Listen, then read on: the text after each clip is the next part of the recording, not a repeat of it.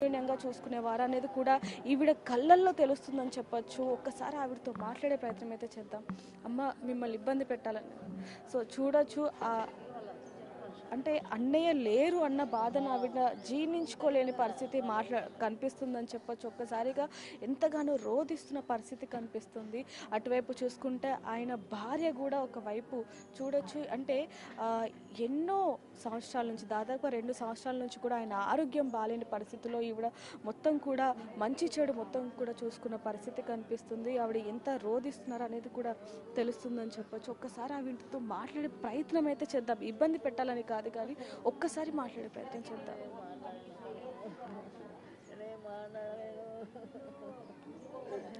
చూడొచ్చు, ఆ బాధ తెలుస్తుందని చెప్పొచ్చు. అంటే 2 తెలుగు రాష్ట్రాల్లోని ఆయనకి ఎంతోమంది అభిమానులు ఎంతగా ఉన్నారనేది కూడా మనకు తెలుసు. ఒక్కసారిగా ఈ వార్త అభిమానులు కూడా జీర్ణించుకోలేని పరిస్థితి కనిపిస్తుంది. మొత్తం కూడా అభిమానులు కూడా అందరూ కూడా ఇక్కడికి వచ్చి ఆయన చివరిసారిగా చూడడానికి అయితే వస్తున్న పరిస్థితి కనిపిస్తుందని చెప్పొచ్చు. ఒకవైపు నుంచి కుటుంబ సభ్యులు, అభిమానులు, సన్నిహితులు అందరూ కూడా ఇక్కడికి వచ్చి ఆయనకి చివరిసారిగా వీడ్కోలు పలుకుతున్న పరిస్థితి కనిపిస్తుంది. ఆయన అంత్యక్రియలు కూడా మారేడుపల్లి శ్మశాన వాటికల్లో అయితే చేయబోతున్నట్టుగా అయితే తెలుస్తుందని చెప్పొచ్చు. ఒక్కసారిగా ఇక్కడ ఉన్న కొంతమంది బంధువులతో కూడా మాట్లాడే ప్రయత్నం చేద్దాం. అమ్మ, నమస్తే. ఏమవుతారమ్మా? అన్న అవుతాడు. అంటే ఎలా ఉండేవారు? మంచిగా ఉండే. అసలు డయాబెటిక్ వచ్చిన తర్వాత కిడ్నీ ఫెయిల్ అయిపోయిన తర్వాత చాలా సీరియస్గా అయ్యిండు. చాలాసార్లు పడడం మళ్ళీ లేవడం అయింది. ఇప్పుడు కూడా బాగా అవుతాడని ఎన్నో కలలు కన్నాం మేము. ఆ దేవుడే కిడ్నీ రూపంలో వచ్చి ఎవరైనా దాతలు హెల్ప్ చేస్తారు, అన్న మంచిగా వస్తాడని అనుకున్నాము. కానీ ఇలా అవుతుందని అయితే అనుకోలేదు. అంటే ఆయనకి సొంత చెల్లెలు లేనప్పటికీ మిమ్మల్ని సొంత చెల్లెల్లాగా చూసుకునే వాళ్ళం, అసలు చూసుకునేవాళ్ళు. సొంత చెల్లెళ్ళు ఉన్నారు. మళ్ళీ నేను కాక కూతుర్ని. మేము 3 చెల్లెళ్ళము. 3 మేము సొంత చెల్లెలు, అక్క, 5 అక్క చెల్లెళ్ళము. అందరం కలిసిమెలిసి ఉండేవాళ్ళం చిన్నప్పుడు. తర్వాత మా బాబాయ్ పిల్లలే, వేరే వాళ్ళు కాదు, ఒక్క ఇంటి వాళ్ళమే మేమందరము. కానీ ఇక మాకు అన్నయ్య లేవడం చాలా తీరని లోటు. మ్యారేజ్ అయిన తర్వాత ఇక ఎవరికి వాళ్ళలాగా అయిపోయినాం. అంటే చివరిసారిగా ఎప్పుడు మాట్లాడారు అక్క? ఏమని మాట్లాడారు? లాస్ట్ వీక్ మాట్లాడాము. లాస్ట్ వీక్ వెళ్ళినప్పుడు బాగానే చూశారు. మాట్లాడుతుంటే కూడా మాట్లాడిండు, కొంచెం స్మైల్ ఇచ్చిండు, ఏడ్చిండు అంతే. పట్టుకున్నాడు, చెయ్యి పట్టుకున్నాడు, ఏడ్చిండు, ఇంకంతే. ఇక వారం నుంచి ఏం లేదు, అసలు మాట లేదు, ఏది లేదు. మీతో ఏ విధంగా ఉండేవాళ్ళు? అంటే ఆయన ఒక ఆర్టిస్ట్, ఒక మంచి కమీడియన్, ఎంతో మందితో అనేది ప్రేమనే అన్నది ఎప్పుడు అంతే. మేము అందరం మేము అన్న అట్లా ఏముందేలే, అందరం అక్క చెల్లెలం అన్న అందరినీ చూసుకుంటుండే. అక్క యొక్క ఇక అన్న అంటే చిన్నగా ఉన్నప్పటి నుంచి చాలా ప్రేమగా చూసేటప్పుడు నన్ను అయితే చాలా. ఎక్కడికి వెళ్ళినా తీసుకెళ్తుండే తన వెంటనే. ఏ మూవీకి వెళ్ళినా, మళ్ళీ ఎక్కడికి వెళ్ళినా మా వదినే, నేను, మా అన్న కంపల్సరీ వెళ్ళేటోళ్ళం. అందరం కలిసిమెలిసి ఉండేవాళ్ళము. మా డాడీకి ఒకసారి హాస్పిటల్లో సీరియస్ అయితే మేమందరం ఏడ్చుకుంటూ కూర్చుంటే, నేను ఉన్నా, మీరేం బాధపడుకున్నాను, ఇక్కడ 2 చెల్లెల్ని, ఇక్కడ 2 వేసుకో. మధ్యలో పడుకున్నాడు మా ధైర్యం చెప్పుకుంటా. మాకు అందరికీ పెద్ద దిక్కుకుంటుండే మా అన్న.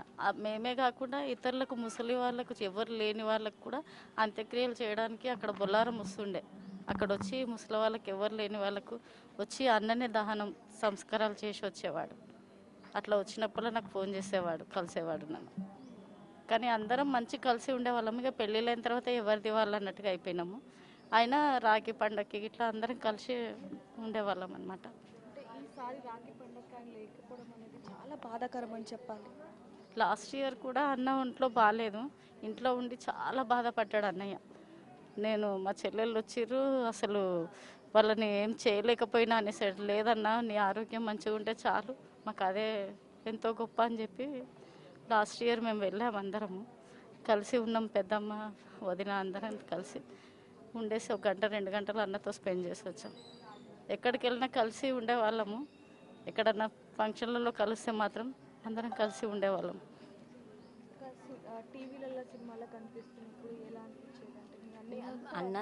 అన్ని ఫీలింగ్ ఒకటి ఉండేది. నిన్న నైట్ నుంచి కూడా అదే చూసుకుంటా అన్నట్టుగా చాలా ఫీల్ అవుతున్నాము, మిస్ అయిపోతున్నాం అనేది.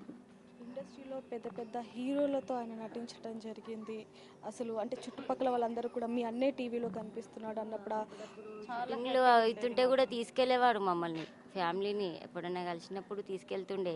మూవీ షూటింగ్ ఉంది రండి అని తీసుకెళ్లేటోడు, చూసేటోళ్ళం అట్లా వెళ్ళి అన్నయ్య అంట అందరం కలిసినప్పుడు అందరం సినిమాకి మంచిగా. హాస్పిటల్ అంటే తీసుకెళ్ళేవారు.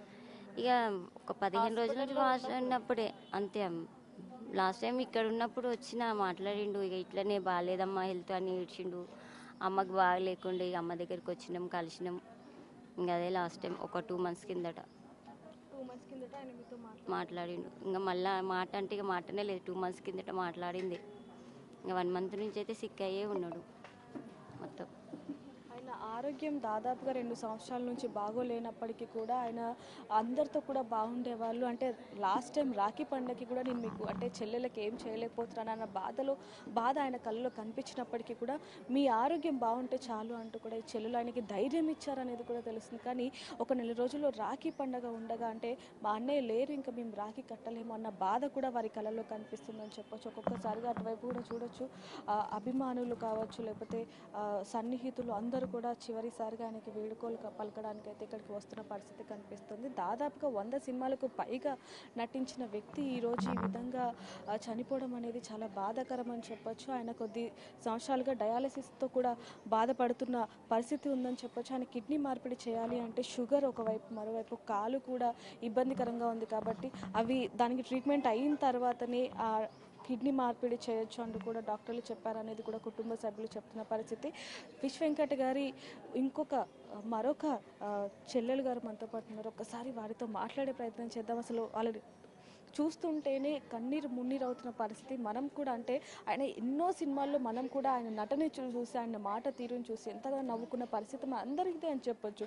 ఒక రకంగా అందరం కూడా ఆయన అభిమానులం అని చెప్పొచ్చు. అలాంటిది ఎంతో మందిని నవ్వించిన వ్యక్తి ఈరోజు ఈ విధంగా అనేది అసలు చెప్పలేని పరిస్థితి అని చెప్పొచ్చు. ఒక్కసారిగా చూడొచ్చు, ఆవిడ కన్నీరు మున్నీరు అవుతున్న పరిస్థితి కనిపిస్తుంది. ఎంతగానో రోధిస్తున్న పరిస్థితి అని చెప్పొచ్చు. ఒక్కసారిగా అన్నయ్య లేడు ఇంకా అనే వార్తను, అంటే ఎప్పుడు కూడా నాన్న తర్వాత ఆయన ఎంతో ధైర్యంగా చూసుకుంటాడు మమ్మల్ని, ఎప్పుడు కూడా నాన్న లేని లోటు మాకు తీర్చలేదు, అలాంటిది అంత ధైర్యంగా ఉన్న అన్నయ్య ఈరోజు లేకపోవడం అనేది ఎంతో బాధాకరం అనేది కూడా వీళ్ళ కళ్ళల్లో తెలుస్తున్న పరిస్థితి అని చెప్పొచ్చు. ఒకవైపు నుంచి చూసుకుంటే అభిమానులు కూడా ఒక్కొక్కరుగా ఇక్కడికి వస్తున్న పరిస్థితి. ఇండస్ట్రీ నుంచి కూడా అసలు ఏం జరిగింది ఏంటి అంటూ కూడా ఫోన్లు చేసి కనుక్కుంటున్న పరిస్థితి అని చెప్పొచ్చు. ముందు నుంచి కూడా ఆయనకి ఎప్పుడైతే గబ్బర్ సింగ్ ఆ సినిమా ద్వారా ఫేమ్ వచ్చిందో, గబ్బర్ సింగ్ టీం ఏదైతే ఉందో అందులో ఒక భాగం అయిపోయి అప్పటి నుంచి కూడా గబ్బర్ సింగ్ బ్యాచ్ అనేది వీళ్ళకి ఎప్పుడు కూడా తోడుగా ఉందని చెప్పొచ్చు. అనేక సందర్భాల్లో ఆయనకి ఆరోగ్యం బాగాలేనప్పటి నుంచి కూడా గబ్బర్ సింగ్ టీం అనేది ఆయనతో దగ్గరగా ఉండి ఆయన బాగోగులన్నీ కూడా చూసుకుంటున్న పరిస్థితి కనిపించిందని చెప్పొచ్చు. మనం కూడా అనేక విషయాల్లో వాళ్ళతో మాట్లాడిన పరిస్థితి కూడా, హాస్పిటల్లో కావచ్చు లేకపోతే ట్రీట్మెంట్కి డాక్టర్స్తో మాట్లాడే విధానం కావచ్చు, అన్నీ కూడా మనం చూడడం జరిగిందని చెప్పొచ్చు. ప్రస్తుతానికైతే అందరూ కూడా ఫోన్లు చేసి మాట్లాడుతున్న పరిస్థితి తప్ప ఇప్పుడు వరకు కూడా ఎవరు ఇంకా ఇక్కడికి చేరుకోలేని పరిస్థితి కనిపిస్తున్నాం చెప్పొచ్చు. ఒకవైపు నుంచి అభిమానులు మాత్రం ఒక్కొక్కరుగా ఇక్కడికి వచ్చి ఆయనకి చివరిసారిగా వీడుకోలు చెప్తున్న పరిస్థితి కనిపిస్తుంది. ఒక్కసారిగా కన్నీరు మున్నీరు అవుతున్న పరిస్థితి అని చెప్పొచ్చు. అంటే కొద్ది రోజుల క్రితం కోట